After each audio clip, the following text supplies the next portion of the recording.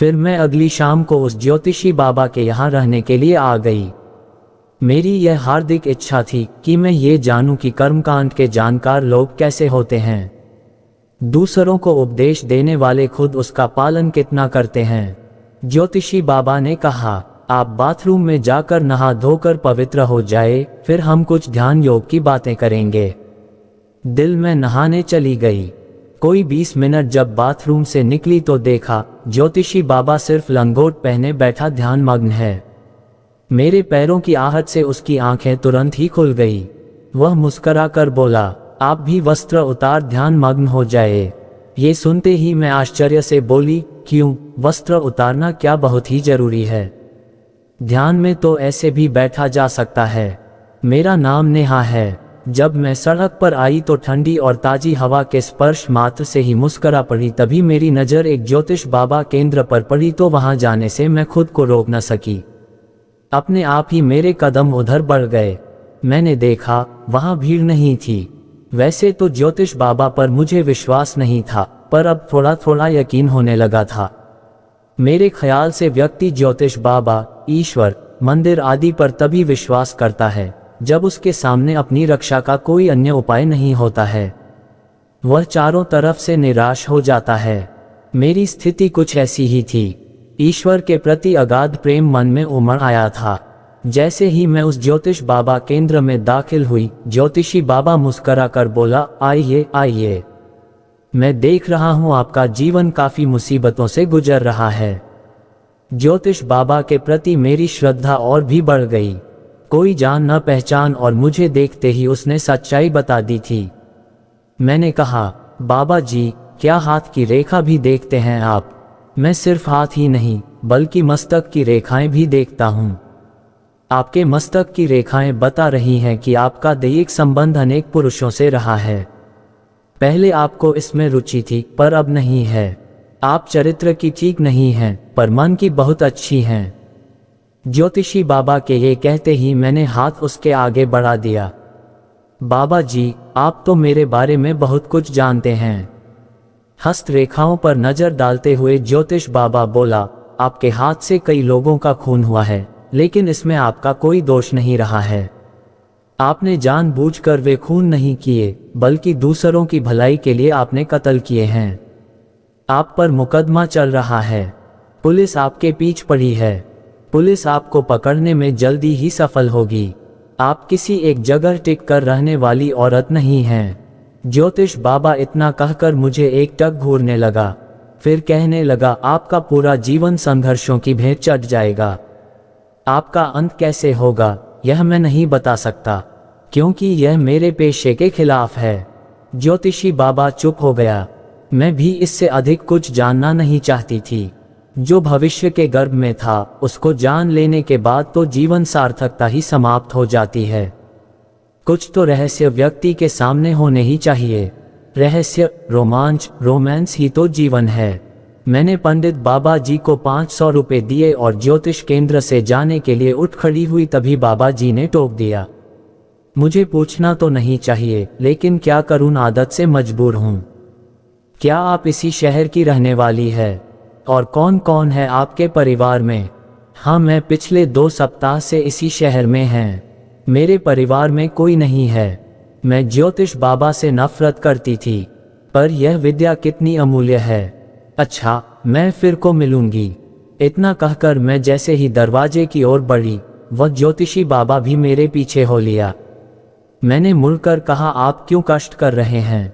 ये तो मेरा फर्ज बनता है। चलिए, मैं आपको कुछ दूर तक छोड़ दूं।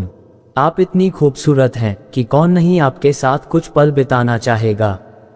ज्योतिषी बाबा अचानक ही इतना बदल गया कि मैं आश्चर्यचकित रह गई। ज्योतिष बाबा के इतने अच्छे जानकार व्यक्ति की कमजोरी भी खूबसूरत और युवा स्त्री है।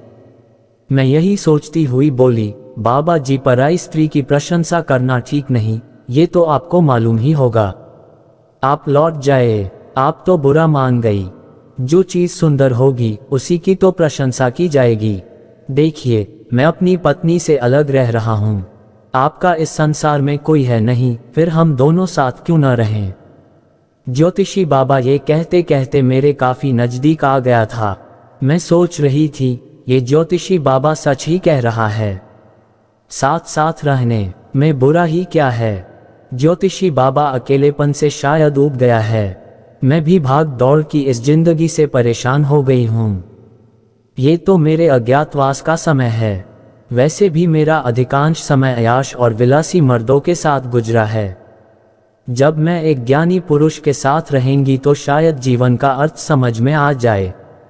यही सोचकर मैं तुरंत ही बोल पड़ी, मैं कल से आपके साथ रहना शुरू कर दूंगी। अब तो आप लौट जाए। ज्योतिष बाबा बहुत खुश हुआ और लौट गया। फिर मैं अगली शाम को उस ज्योतिषी बाबा के यहाँ रहने के लिए आ गई। मेरी यह हार्दिक इच्छा थी कि मैं ये जानूं कि कर्मकांड के जानकार लोग कैसे होते हैं। दूसरों को उपदेश देने वाले खुद उसका पालन कितना करते हैं। ज्योतिषी बाबा ने कहा, आप बाथरूम में जाकर नहा धोकर पवित्र हो जाए, फिर हम कुछ ध्यान योग की बातें करेंगे। दिल में नहाने चली गई। कोई 20 मिनट जब बाथरूम से निकली तो देखा ज्योतिषी बाबा सिर्फ लंगोट पहने बैठा ध्यान मग्न है। मेरे पैरों की आहट से उसकी आंखें तुरंत ही खुल गई।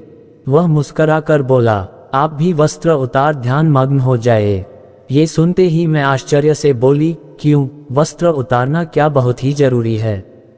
ध्यान में तो ऐसे भी बैठा जा सकता है। नहीं देवी, वस्त्र ऊर्जा के प्रवाह को रोकते हैं, जिससे ध्यान से मन भटकता है। आप निर्वस्त्र हो जाए। ज्योतिषी बाबा के शब्दों में खींच और कठोरता थी।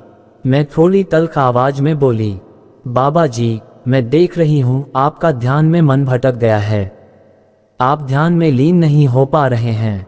आप तो इस समय मेरे साथ मानसिक सहवास कर रहे हैं। मैं ज्योतिष नहीं जानती, पर किसी के मनोभाव को पढ़ना अच्छी तरह जानती हूँ। आप ज्योतिषी के अच्छे जानकार हैं, इसमें कोई शक नहीं, पर आपकी इंद्रियां भी आपके वश में हैं, इस पर मुझे शक है। किसी विद्या को जानना अलग बात है और ध्यान योग की मदद से स्वयं को साधन अलग बात है। बड़े बड़े ज्ञानी मुनि भी स्त्री को सामने बैठाकर अपने शरीर को नहीं साध सके, तो फिर आप मुझे अपने आगे निर्वस्त्र बैठाकर ध्यान योग में लीन कैसे हो सकेंगे? मेरे ये कहते ही बाबा जी आसन से उठ खड़े हैं और मेरे पैरों पर गिर पड़े। मैं अपनी पत्नी से अलग होकर ध्यान योग में लीन होने का अभ्यास कई सालों से कर रहा हूँ, पर जाने क्यों मन नारी देह में ही जाकर घुल मिल जाता है। तुम यदि चाही तो मेरी सामना का मार्ग प्रशस्त कर सकती है। वह कैसे बाबा जी? ये कहकर मैं उसे घूरने लगी। मुझे तृप्त कर, मेरी इंद्रियों को यौन मुख का स्वाद चखाकर।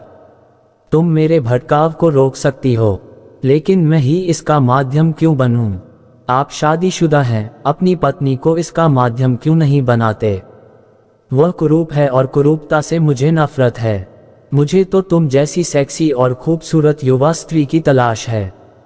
बाबा जी यह कहकर मेरा मुंह देखने लगे। आप तो ज्ञानी हैं। सेक्स का देह से संबंध होता है, मन से लगाव होता है। सौंदर्य से उसका क्या लेना देना है? लेना देना आंखों से ही सुंदरता और कुरूपता का बोध होता है, फिर सेक्स का जन्म होता है। जब सुंदर चीजें पसंद करती हैं तो पर अपनी पसंद मन को बताती हैं और मन उनका इशारा पाते ही शरीर में उत्तेजना भरना शुरू कर देता है। तुम्हारा खूबसूरत बदन मेरी आंखों को भा गया है।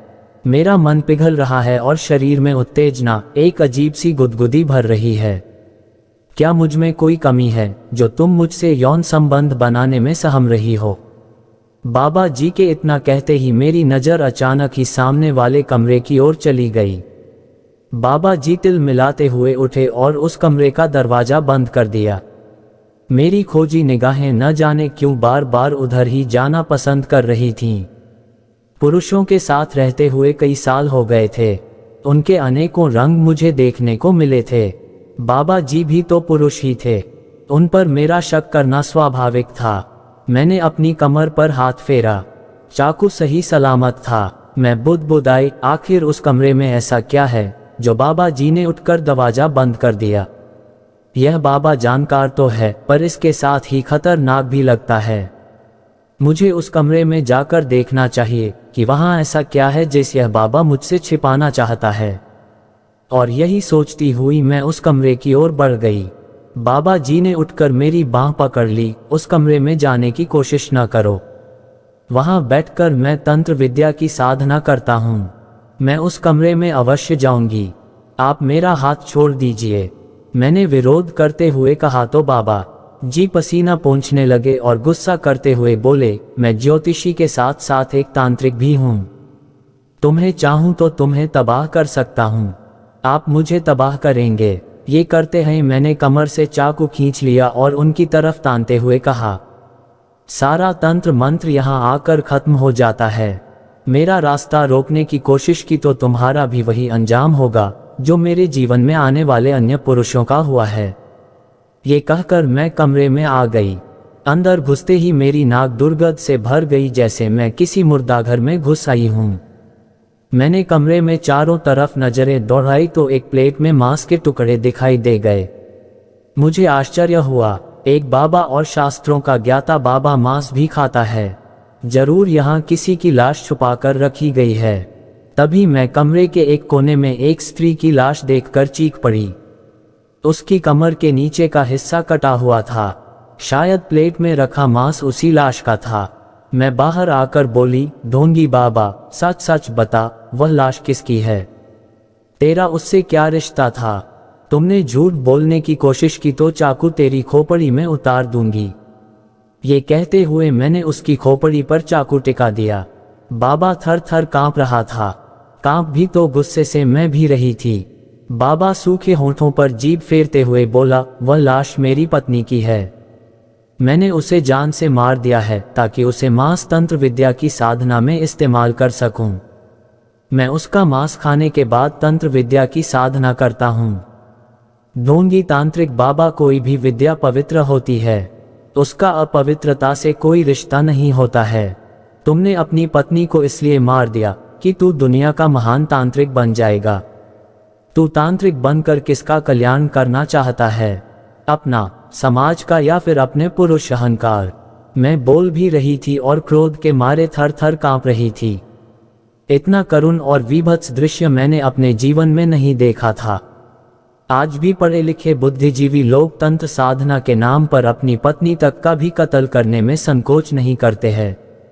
यह मेरी सोच के बाहर की बात थी। तभी वह पंडित मुझे घूरते हुए कहने लगा, वह इसका विरोध करती थी, मुझे अंधाविश्वासी और ढोंगी कहकर कर अपमान करती थी। तब मैंने सोचा, मुझे एक ताज़ा शव की जरूरत है। पत्नी से ज्यादा सुलभ दूसरा कौन हो सकता है? मैंने एक रात उसकी हत्या कर दी। उसकी मृत्यु मेरे ही हाथों लिखी थी। उसकी कुंडली में यही लिखा था कि उसे उसका पति ही मारेगा। बस मैंने वही किया जो विधाता ने लिखा था। तू कौन होती है मेरी साधना और विधाता के कार्यों में दखल देने वाली? ये कहकर उसने मुझे एक जोर का धक्का दे दिया। मैं गिरते गिरते बची, लेकिन चाकू हाथ से छूट गई।